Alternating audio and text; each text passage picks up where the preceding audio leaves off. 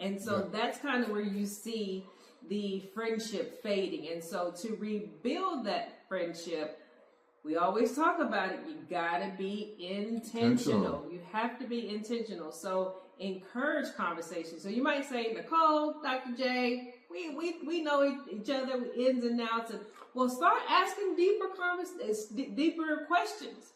And think about when you first met, and you started courting, and you started talking, and remember those days you used to be on the phone, and you could talk to your spouse or whoever it was for hours on top of the day, and you were out somewhere and you wanted to call them and whatnot. Is that excitement still there?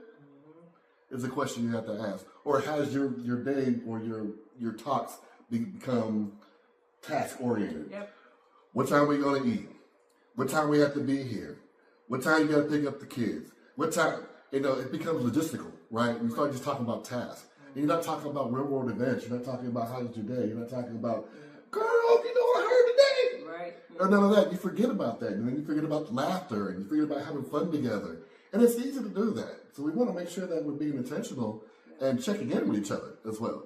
Yeah, check in, be intentional, have those conversations, those daily touch points of how was your day, what's going on, what did Karen do to you today in the cubicle. And if you find yourself drifting apart or anything like that, and we're open and honest.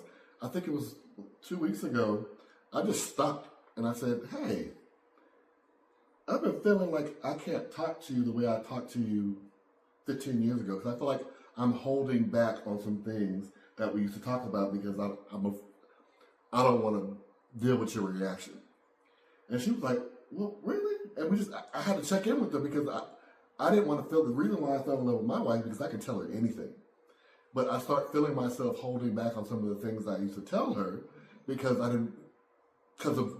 I know her so well, I knew her reaction or not. And she said the same thing. And so we had to like reset and say, okay, we're not going to do that. Whatever's on our head, we're going to just say it, and we're going to respect it and make sure that we're saying it in a loving way. Right. If it's confrontational, which most of the time it's not, but we're going to make sure that we're also maintaining the friendship that we had or built before we got into a relationship. Right, exactly.